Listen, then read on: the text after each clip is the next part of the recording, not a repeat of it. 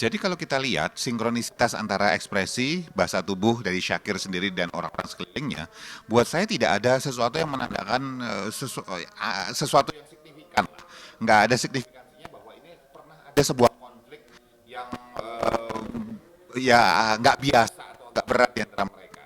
Jadi ada tarikan senyumnya hampir dominan sepanjang waktu. Dari Syakirnya nggak selalu, tapi dominan senyum dari kakaknya Syakir, dari bapak dan ibunya, sama lebih cenderung banyak yang bahkan menahan senyum. Ini bukan sebuah ekspresi wajah atau bahasa tubuh yang ditunjukkan ketika seseorang habis atau barusan selesai berkonflik. Ya betul bahwa sudah selesai, tanda petik konfliknya sudah selesai, kan sudah dibicarakan dan lain sebagainya. Tetapi ingat bahwa pembicaraan dan perasaan itu seringkali nggak sinkron. Orang bisa saja merasa bahwa dia sudah minta maaf atau sudah memaafkan, ya udah saya maafin deh gitu ya. Tapi tetap ada residu. Ya, mau berhenti dulu atau gimana? Mungkin lama kali ya penyembuhannya begitu. Nggak tahu diri aja sih. Kelongsoran salju. Lo bisa tiba-tiba kena AMS di tengah-tengah situ. Lo bisa kehabisan oksigen di situ. Enggak lah, gue mau happy, nggak mau nyetor nyawa. Terusnya? Oke, Pak, seperti apa bahasa tubuh Syakir waktu mengadakan preskon kemarin seperti apa? Jadi buat saya, yang ditampilkan ekspresi bahasa tubuh baik Syakir maupun orang-orang di sekelilingnya, itu tidak menampilkan sebuah bahasa tubuh atau ekspresi yang signifikan. Signifikan dalam artian bahwa ada sesuatu yang katakanlah berbeda yang seharusnya muncul ketika seseorang itu atau 1, 2, 3, 4 orang itu setelah selesai mereka berkonflik. Dalam artian kalau ada misalnya keberatan dari pihak keluarga gitu bahwa Syakirnya nggak pulang, atau ada sesuatu yang dilakukan, dikatakan, atau mereka pikirkan tentang Syakir yang memang tanda petik nggak biasa dan mereka ada sebuah pembicaraan yang serius, itu nggak kelihatan. Jadi buat saya beberapa di antara mereka bahkan sebetulnya kalau kita perhatiin, yuk coba saya ngajak semua untuk memperhatikan, bapaknya Syakir itu bahkan sebetulnya seperti menahan senyum di kulum, nahan senyum sebetulnya. Begitu pula dengan kakaknya dan Syakirnya sendiri ketika mengucapkan kata ketika minta maaf. Sementara orang ketika walaupun mereka sudah maaf-maafan sebelumnya ya, berapa banyak sih kalau misalnya ada seseorang bersalah pada kamu atau saya gitu misalnya, dan sudah dimaafkan, ya udah saya maafin deh ya, tapi di sini masih ada sedikit yang ganjel. Ya Mas Kirdi, tapi kan habis minta maaf harusnya ngelepas. Iya, itu kan teorinya. Sungguhannya gimana coba? Sebagai manusia normal gimana sih? Ya pasti masih ada yang ganjel dan itu biasa dan itu boleh. Ya pelan-pelan selesai, pelan-pelan mulai ada penerimaan gitu. Ya butuh waktu lah gitu. Tapi itu wajar, sah-sah saja sebagai manusia biasa. Ya. Nah, yang terjadi ini apa? Yang terjadi itu seolah-olah puff menghilang gitu aja. Nggak ada apa-apa sebelumnya gitu. Kayak nggak ada apa-apa memang sebelumnya. Jadi buat saya ikutin nih. Kalau kita ikutin press conference-nya, kita ikutin dari awal sampai akhir. Yang saya ambil sebagai konklusinya adalah ini sebetulnya sebuah acara permintaan maaf karena ada sebuah kejadian yang benar-benar terjadi as it is, biasa aja memang kejadian gitu, atau dibuat seolah-olah ada kejadian ini sehingga menarik perhatian. Sehingga di tengah-tengahnya buat saya, oh ini ya nggak apa-apa, sah-sah saja sih, mau iklan apapun di tengahnya nggak apa-apa, sah-sah saja gitu ya. Tapi kalau buat saya ditanya misalnya, adakah ekspresi yang katakanlah selesai konflik dan sebagainya, jawabannya enggak, saya nggak melihat itu. Saya cuma melihat bahwa ada sebuah poin yang mau disampaikan dengan berselimutkan seolah-olah sebuah konflik, itu aja. Dari wajah si ibunya juga nggak ada wajah tegang atau seperti apa gitu, Pak? Nggak ada, semua wajah-wajah orang-orang di situ tidak ada kemarahan, satu nggak ada, sama sekali nggak ada. Malu atau tertekan gitu? Tertekan nggak ada. Kalau nggak biasa kurang pede ketika ngomong itu kedengeran ketika ada saudaranya Syakir tuh ya yang di pojok tuh yang baju merah gitu, yang ketika ngomong itu awal ada gemeter sedikit suaranya, tapi itu kan karena memang nggak biasa berhadapan sama kamera misalnya, tapi ya sebentar gitu ya, dan juga kata-katanya yang sebentar aja nggak ada apa-apa istilahnya gitu, udah ya itu aja, yang lainnya nggak ada. Jadi buat saya ini ya boleh sah-sah saja ya kalau ini adalah sarana untuk jualan misalnya, nggak apa-apa gitu. Cuman yang nonton kita semua perlu inilah perlu sama-sama bisa ngelihat dan pintar dalam menyikapi bahwa oh ya udah ini nggak usah terlalu diambil dalam-dalam amat gitu loh. Nah, waktu pas Syakir cium tangan ibunya itu kan kayak nggak mau lepas gitu Pak dari tangannya gitu. Nah, itu ada indikasi dibuat-buat atau seperti apa dari. Ya buat saya mencium tangan seorang ayah atau seorang tangan ibu misalnya ya sah-sah saja. Tapi kalau kita perhatiin ada ini loh, ada istilahnya kecanggungan ketika Syakir nyodorin tangan, ibunya nggak aware, nggak sadar. Tapi juga mukanya bukan muka canggung, muka biasa aja, nggak ngelihat aja di bawahnya ada tangan gitu. Nah, ada beberapa kali sampai kan ditarik gitu, gitu. Ya buat saya ya dramanya bagus lah ya, oke lah gitu. Berarti agak bertolak belakang gitu Pak ya, antara ucapan sama ekspresi sendiri dari mereka. Buat saya ucapan yang disampaikan kan zaman sekarang kan biasa ya kita ciptakan sebuah konflik, ada drama dan kemudian solusi. Ya, buat saya yang disampaikan kan banyak kan ini kalimat-kalimat motivasi kan, kalimat-kalimat harusnya gini sebagai orang tua dan sebagainya. Kemudian film kan gitu ya, ya udah nggak apa-apa. Ya, memang itu caranya untuk jualan nggak apa-apa, it's okay gitu. Jadi seperti ada yang apa ya, diselimuti di balik kegaduhan yang ada seperti kemarin gitu Pak. Ya buat saya kegaduhan ini kan dibuat. Ya beneran nggak pulang 3 hari boleh-boleh saja, sah-sah saja gitu loh. Di luar sana banyak sih orang nggak pulang 2 hari gitu, karena ngerjain kerjaan, dikejar kerjaan. Sah-sah saja kalau Syakir kerjaan mungkin kan dia luar biasa sekali. Dia yang punya ide, dia yang penulis, dia yang jadi produser, dia wah itu luar biasa sekali gitu ya. Ya, ya gak apa-apa dengan itu dan itu karena itu sibuk banget sehingga 3 hari gak pulang misalnya kayak gitu. Ya bukan berarti harus ada konflik dengan orang rumah juga gitu dan kalau kemudian itu diangkat sebagai sebuah drama, ya boleh-boleh saja kan pada ngumpul teman-teman media tuh gitu. Sekalian jualan untuk produk terbarunya juga gak apa-apa juga gitu. Pertanyaannya yang nonton saya ngajak untuk ngelihat ini sebagai sebuah sarana untuk sama-sama yuk milah-milah yuk mau yang kita tonton mana yang bermutu mana berkualitas mana gitu aja. Nah, untuk bahasa tubuhnya si Zikri sendiri kakaknya dari Syakir sama Pak ya, maksudnya nggak ada ekspresi haru atau apa gitu. Enggak, saya paling enggak menurut saya loh ya, saya nggak bisa relate, nggak bisa nyambung dengan emosinya. Jadi datar-datar aja semua gitu. Mungkin perlu belajar drama lebih bagus lah gitu di teater atau semacamnya gitu. Ya nggak tahu nanti aktor-aktor yang main di filmnya kira-kira keren apa enggak gitu.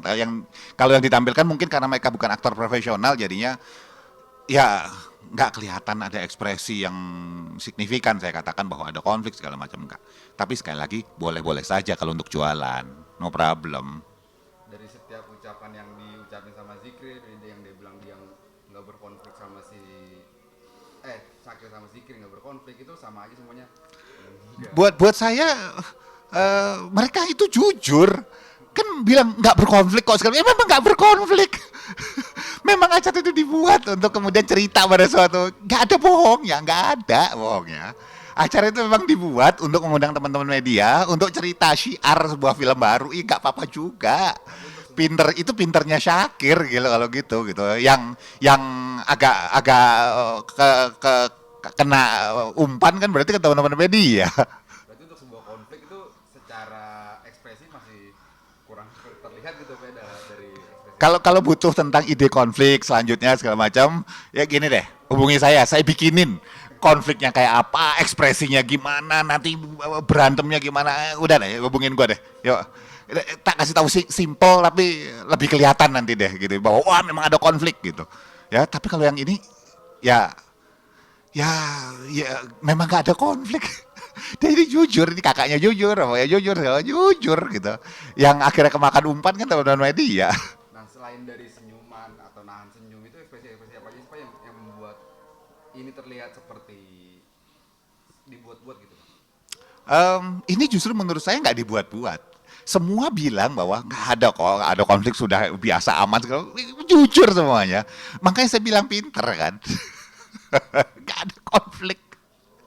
Ya jadi karena ada konflik orang nunggu-nunggu konfliknya di mana nih. Nah ketika nunggu-nunggu dikasih tahu ya ini ada sebuah produk baru kan keren ya. Sebelumnya ada sebuah kegaduhan gitu Pak bahwa orang tuanya apa bilang kalau si Syakir ini begini kan. Kegaduhan itu kan kegaduhan yang disampaikan oleh para pelaku kegaduhannya langsung.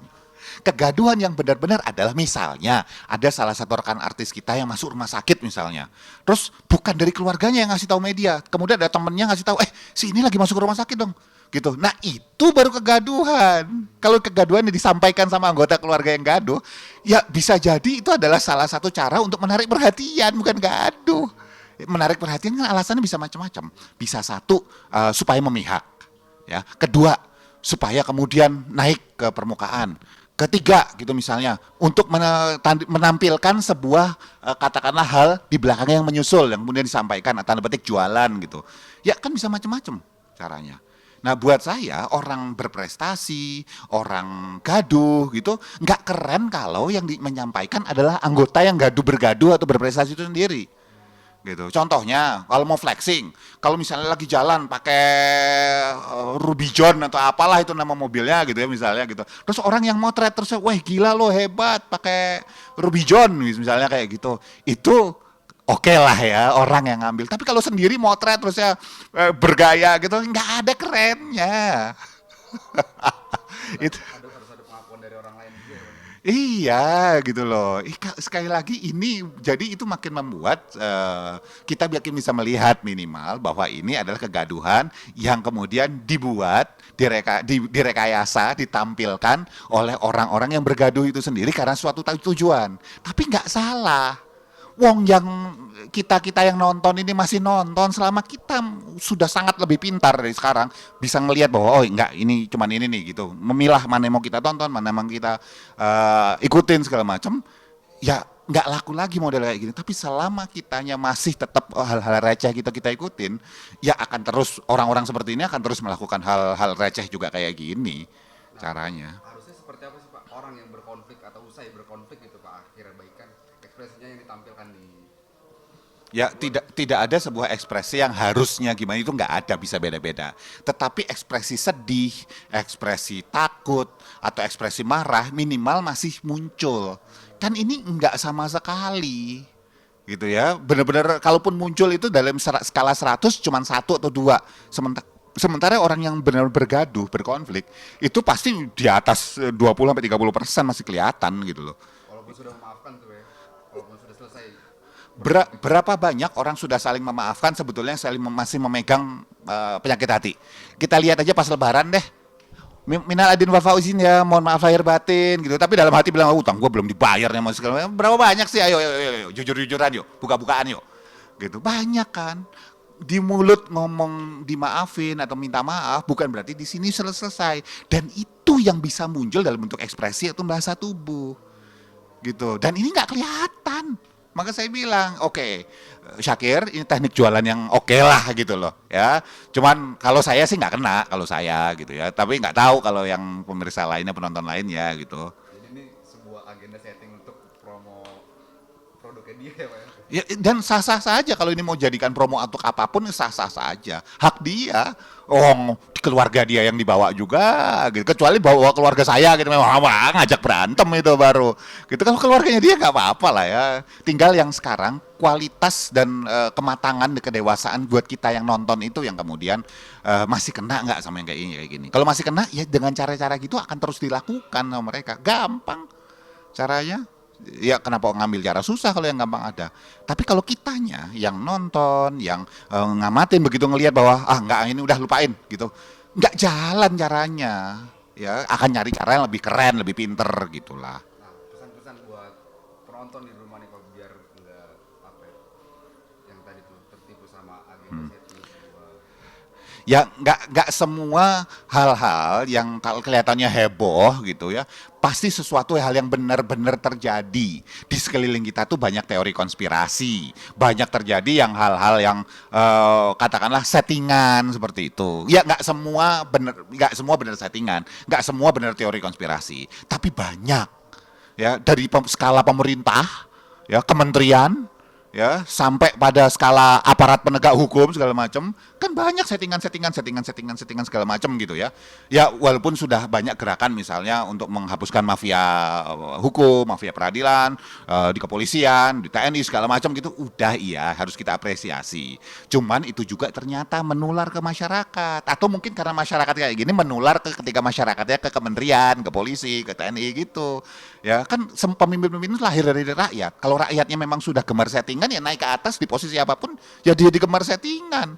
Kalau mau menghapus settingan dalam skala negara, berhenti untuk melakukan settingan dalam skala-skala kecil dari rumah tangga dan berhenti percaya untuk hal-hal dan berhenti untuk mulai lebih cerdas lagi, cerdik lagi, mencari tahu lebih dalam lagi mana yang layak untuk kita berikan waktu kita sama yang enggak. Hal-hal kayak gini buat saya enggak. Paling simpel di ekspresi muka ya Pak ya. Paling simpel dari ekspresi wajah, gestur, dan cara berbicara. Dari cara berbicaranya kan, oke, bagian sini nanti diselipin aja di tengah ya. Ini bukan bagian akhir soalnya. Dari cara berbicara juga, kalau dibilang bahwa wajar orang bisa salah, bisa ini segala macam kayak gitu ya, wajar. Terus kemudian berikutnya ada yang bilang disampaikan juga Mas Syakir, ya ini tidak ada yang salah. Loh kalau di sini wajar ada yang salah, di sini jadi nggak usah ada yang salah. Ini kan sebetulnya kontradiktif gitu loh. Bertolak belakang. Kalau memang ada konflik, langsung bilang. Memang ada konflik, konfliknya adalah karena saya dianggap tidak bertanggung jawab, saya dianggap lupa sama keluarga. Untuk ini saya minta maaf dan kita sudah bicara supaya kita nggak mengulangi lagi. Titik, selesai. Nggak perlu kemudian pakai kalimat-kalimat motivasi, maksudnya nyamber kanan, nyamber kiri, nama depan belakang, jualan itu, produk itu segala macam. Nggak perlu gitu, selesai udah. Ya, jadi kan kita bisa tahu sebetulnya target sebenarnya dari konferensi pers ini apa sih, gitu aja.